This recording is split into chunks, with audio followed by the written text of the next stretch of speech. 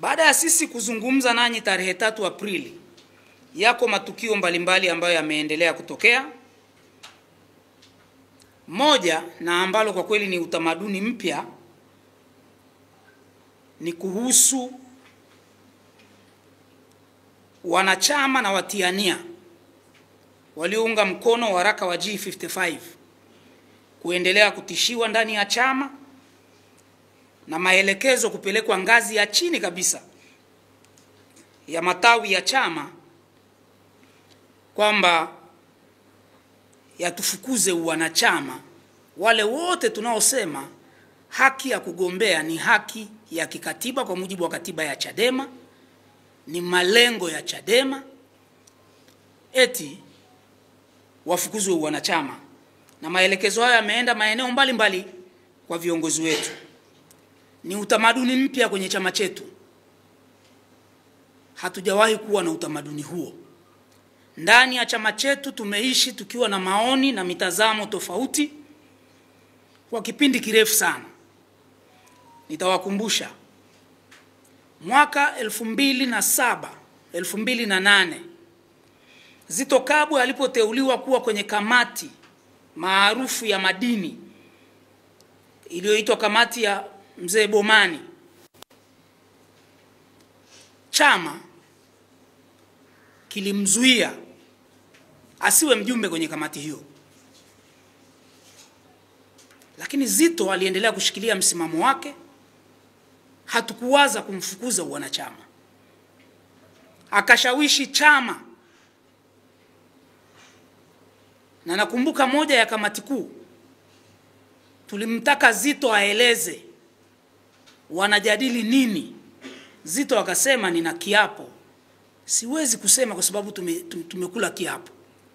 Aliungwa mkono na mzee Edwin Mtei.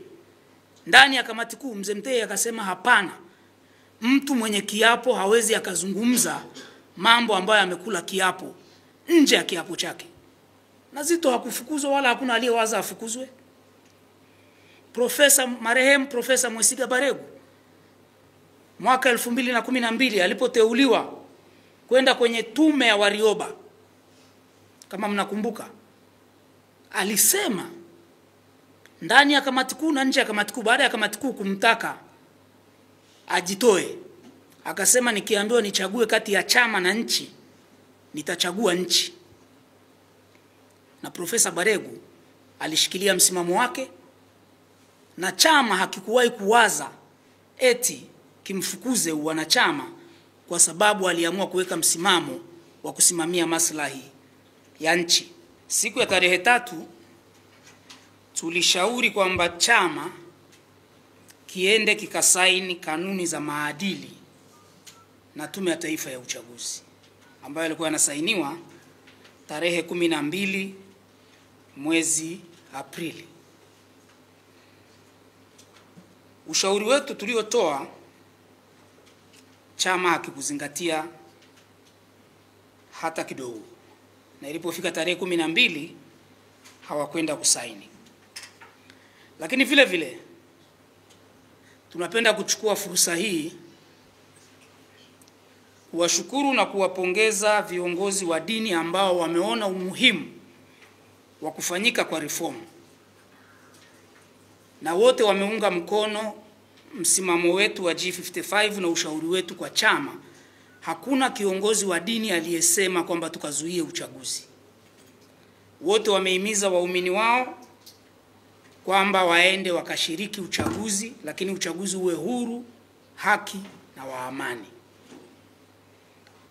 Kwa hiyo mahubiri yote ya Pasaka hakuna mahali, na imeendana na tahadhari yetu tuliyotoa kwa chama kwamba tunaona hatari ya kupoteza kundi muhimu kama tukiendelea na msimamo kwamba tunakwenda kuzuia uchaguzi. Na viongozi wa dini wameungana na G55 kwamba wanaunga mkono reforms, lakini wanataka watu wakashiriki uchaguzi. Ndio msimamo wa mahubiri ambayo tumeyasikia siku zote mbili za Pasaka. Kwa hiyo tunawashukuru na tunaendelea kukisisitiza chama, japo milango sasa wameshajifungia nje. Sasa hivi sio kuzuia tena uchaguzi, bali baada ya kutokusaini, maana yake tumesusia uchaguzi. Labda patokee muujiza ili chama kiweze kushiriki uchaguzi, kwa sababu tume imeshaweka wazi. Mwenyekiti wa tume ameshasema kwamba kama Chadema wanafikiri wanatafsiri tofauti, waende mahakamani. Mwenyekiti wa tume ni jaji, anafahamu anachokisema. Ukisoma sheria za uchaguzi, kama una malalamiko na mchakato wa uchaguzi, sheria inasema utapaswa kwenda mahakamani baada ya uchaguzi.